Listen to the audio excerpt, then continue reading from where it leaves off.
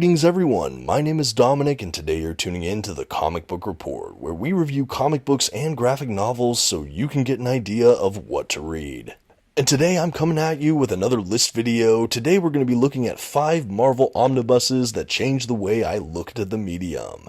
Yes, that's a bit of a mouthful as far as the prompt goes, but frankly, I love these Marvel Omnibus Editions, and there are so many comic book runs here that really just changed the way I looked at what comics can really do. I'm so excited to talk about it today. Before we jump in though, I do want to shout out our channel sponsor, OrganicPriceBooks.com. If you're looking to pick up your own comic book collected editions, I highly encourage you to check out their website. You can find a link for it in this video's description, and if you see something on the website you like, you can even use my discount code at checkout, TheComicBookReport, to save $2 off of your order. Please note if you use my affiliate link or code to make a purchase, I will earn a small commission, but it's a fantastic way to support this channel. Thank you so much for considering. Now let's get started with today's Omnibus list. The first Marvel Omnibus we're going to be talking about today is, of course, Captain America by Ed Brubaker. This is the Omnibus Edition Volume 1 of a 5-volume omnibus collection that really collects the entire Brubaker Captain America saga, and honestly, this Volume 1 that kicks off his time there is honestly maybe my favorite in the whole set. This edition includes the incredible Winter Soldier storyline, so fans of that MCU film, yes, it all got its start in these issues from Ed Brubaker. This omnibus not only kicks off with Winter Soldier, but it leads us right into the Marvel Civil War and Captain America's kind of tie-ins to that. A truly groundbreaking run for this comic book character that's already had some pretty outstanding comic book creators on it, and really it's one of the most pivotal times in the life of Steve Rogers' Captain America. This book really has it all. I think the art throughout it is really just incredible. Brubaker, for those that maybe haven't read a lot of his bibliography, tends to really do a lot of crime, kind of detective noir kind of comic book fiction. He'll sometimes get into kind of spycraft, espionage sort of genres as well. He does do other things, but that's really where I think he shines the most. And I think lending all that talent to a book like Captain America was really just something I didn't even see coming. This is a really kind of global political spy thriller that happens to also be a superhero comic, but it's almost not the point. We also have some incredible like World War II flashback sequences throughout. You really get it all here. It's absolutely incredible. This really changed the way I looked at the medium of comic books because I had never really seen a big two Marvel or DC Comics superhero that was treated this, I'm going to say maturely or adult. I think this feels like a geopolitical thriller more than it does a superhero comic, and I think that that is one of the best commendations I can give this work. It just felt really mature and adult without being explicit or overly graphic for any real reason at all. I really loved that. As an adult reader who does not really like overly explicit comics, this really just gave me everything I was hoping for, and the fact that this was just a mainstream Marvel title is just groundbreaking to me. This really changed the way I looked at superhero comics in general, and I'm a huge superhero comic book fan. That's like 90% of what I read, and I am a big comic book reader. But to see how they can play with genre, where this again feels like a geopolitical spy kind of crime thriller, it's just baffling to me. It really just broke my box of what I tried to put superhero comics into. I think in the same way some people might feel about Sandman, where it's this dark fantasy that happens to be kind of a superhero comic, I guess. To me, it's like that level of groundbreaking over here with Brubaker's Captain America. I tried to put superhero comics in a box, even subconsciously, and Brubaker came in and just broke down all the walls. It's a really amazing piece of fiction that just happens to be a comic book. If you like these kind of genres or you're interested in this character or the creator, I highly recommend Captain America by Ed Brubaker. Next on our list today, we're going to be talking about Peter David's 90s comic run on X Factor. Yes, this is the X Factor by Peter David Omnibus Volume 1. This is before the House of M era, where we have the X Factor Investigations Peter David X Factor run.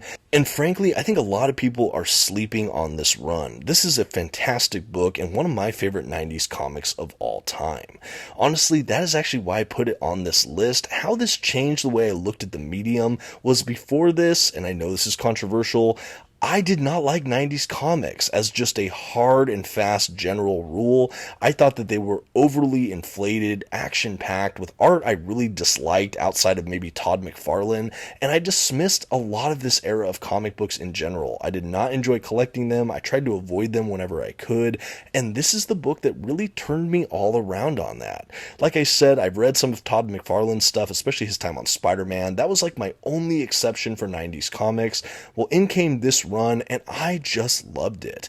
The way Peter David handled this X team, led by Havoc with Polaris and Strong Guy and Jamie Madrox and Quicksilver and so many more. It's just a really eclectic and interesting X team. It's a great mutant book. We have this team that's basically led by the government. They have kind of a government liaison, but they're doing all this work to try to help mutants kind of on the sly. This book has so much heart, but also humor and action, and the way that all just blends seamlessly, it's incredible. The art throughout it is also spectacular. I actually think some of the artists really are influenced kind of by manga or anime. The art styles are just really cool and interesting. We have some really cool breaking and just experimentation of form. The way they play with panel layouts and splash pages, it's just beautiful to behold. I think for me, again, I too quickly generalized this era of comic books, and I frankly would have missed out on so many books I've come to love since reading X Factor if this book didn't completely change the game for me. It just goes to show you that if you try to write off as a general rule, you might miss out on some very specific and noteworthy books. This is an incredible omnibus. Like I said, it has its entire original X Factor run that took place during the 90s before he came back in the 2000s around House of M. This is a really good book too that also turned me on to Peter David as a creator in general. I'd read some of Spider-Man 2099 and really liked it. I haven't really delved in much into his Hulk era. This is the book that really got me into Peter David, that has me going back to some of these other titles now and just realizing how could all this time go by without me discovering how incredible this writer is as well. Definitely don't miss out this time on X Factor. And hey, if you're still watching this video and you've yet to subscribe to the channel, I just want to encourage you to do so. I'm always doing list videos like this, or comic book reviews, or hauls, or so much more. Anyway, thank you for considering. Now on with the show. Next up on our list, the Ultimate Spider-Man Omnibus Volume 1 by Brian Michael Bendis and Mark Bagley. This is set in an alternate Marvel universe, the Ultimate Universe, of course, and it's really a contemporization of the Spider-Man mythos, beginning with its own issue 1, its own origin story where Peter Parker was bitten by, this time, a genetically altered spider, giving him superpowers and becoming the titular Spider-Man. This is a really fun reinvention of the character that both pays homage to the classic legacy of the original Spider-Man, while kind of modernizing it for a 2000s audience rather than a 60s audience. One of the most groundbreaking features is that it took a very small origin story and expanded it for a 6-issue arc. Really loved this. This is one of the best Spider-Man runs in my opinion. It has a great definitive beginning, middle, and end, spanning just over 100 issues, maybe 120 something, I think, or 150. I don't remember anymore, but they're starting to release these in Omnibus Edition now. I think they've released through 3 so far, but this is just an incredible run. And how it changed the way I looked at this medium in general was that this was one of my first runs that I took personal ownership in. This became one of my go-to comic book runs, recommendations forever. And I don't know how to explain this other than, have you ever had a work of fiction or entertainment that you just really connect with, that you really just kind of take into yourself in a way that you just really love it? You felt seen, you felt like, I am the target audience for this, and I just loved it. Granted, I was reading this when I was first kind of coming to age myself, and I fell in love with the character of Spider-Man all over again. He was a pop culture character that I was aware of between watching the animated series in the 90s, watching the films in the early 2000s, watching my dad kind of read his Spider-Man comics, and honestly, it wasn't until Ultimate Spider-Man that I clicked in and was fully invested in a way like no other. Yes, I love the original Silver Age run. I really loved and connected with that as well, but when I read Ultimate Spider-Man, here was a modern Spider-Man that it just worked for me, and it really just changed the way I invested in comic books in my mind, and honestly, I still love it to this day. And just because it was outside of the Marvel mainstream 616 universe doesn't make it any less valid. In fact, the interplay between the Ultimate Universe and the main universe now has become really interesting in general, but this is really one of the best offerings of the Ultimate Universe in my mind, and it still holds up to this day. And having Mark Bagley stay on this title for so long, just what a legend. An already prolific Spider-Man artist in the main titles, now jumping over with Bendis. It's just a masterstroke for me, and to this day, it's still one of my favorite runs of all time.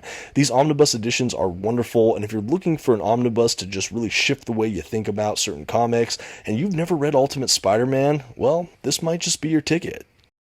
This might be one of my more controversial choices. As far as a Marvel Omnibus that changed the way I looked at this medium, I'm now going to recommend Howard the Duck by Chip Zdarsky and Joe Quinones. I don't know if you can tell from my point of view on this book so far, but this is actually a smaller Marvel Omnibus. This run is not overly long. You can sometimes still, at the time of this recording, find this book at a pretty competitive price point, but frankly, this is one of my favorite reads in the last couple years, and it's a really striking piece from Zdarsky, who has gone on to become even more popular since writing his run on Daredevil and Batman. Anyway, this run for me showcased not only Zdarsky's commanding grasp of narrative and the way he can just really tug on the emotional heartstrings, but also the way he handles humor in fiction. I feel like writing something that is authentically funny can be really difficult, and I think a lot of people just underestimate that. And the way that this run really blends superhero comics, intense drama, but also just levity humor, it's just really incredible to behold. The artwork of Joe Quinones jumps off the page with this pop art aesthetic, and honestly, this is a great way to start reading Howard the Duck. This is kind of a cult popular character in general, but I think that you can jump into this book without knowing anything about Howard the Duck and still really like it. I think for me, one of the things I loved about this book was that it pokes fun at, lovingly, so much about the Marvel universe of superhero characters, but I also think you can still enjoy it even if you know very little about these characters. I really loved this book, and why it changed the way I looked at the medium was that I had never read something from Marvel that I thought was this genuinely funny, satirical, interesting, and also heartfelt in equal measure.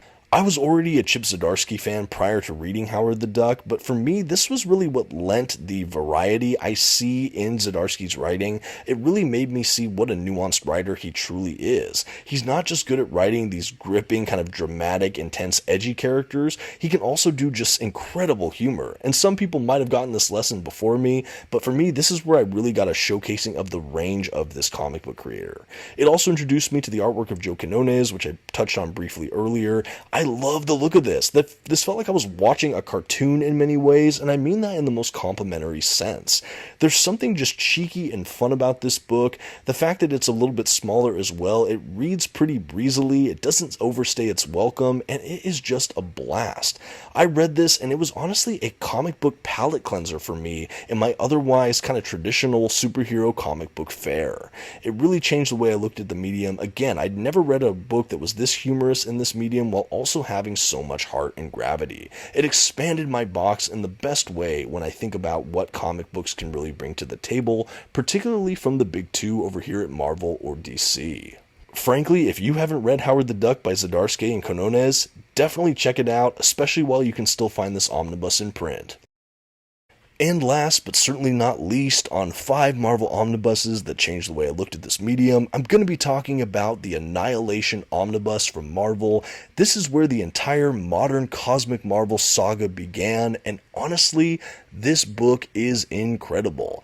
Ostensibly, it is a Marvel comic event book that's made up of not only the Annihilation comic book event, but all of the kind of setup mini-series following characters like Drax the Destroyer, Ronan the Accuser, Silver Surfer, Nova, and more. This book has an incredible galactic adventure, and it's just epically scoped. I think if you're a fan of the Marvel Cinematic Universe, especially all that stuff with Thanos and some of those characters, Guardians of the Galaxy, this book might be really up your alley. At a time where so much was focused at Marvel Comics with what was happening on the Earth level, especially around New York City, these comic book creators turned galactic, and we have this epic saga that is so far removed from the rest of the Marvel Universe, and yet has some of the highest stakes of any Marvel comic book ever. I really love to see these creators handle these characters that were really underserved in the Marvel Universe and really give them the spotlight.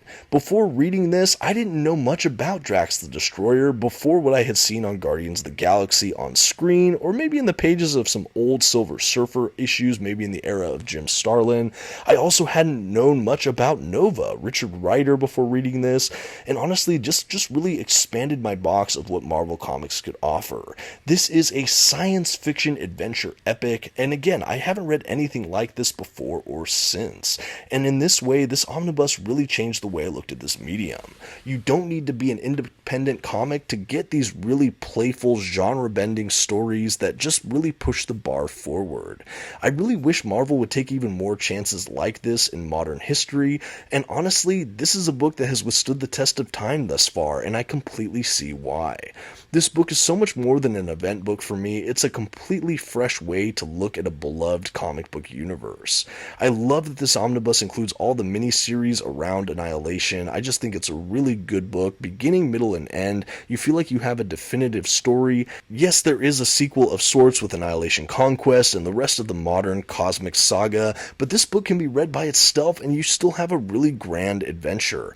Really loved this. Really loved how it changed the status quo of the Marvel Universe, and it left me just completely flabbergasted. I finished this and I was just like, whoa, I cannot believe Marvel Comics produced this.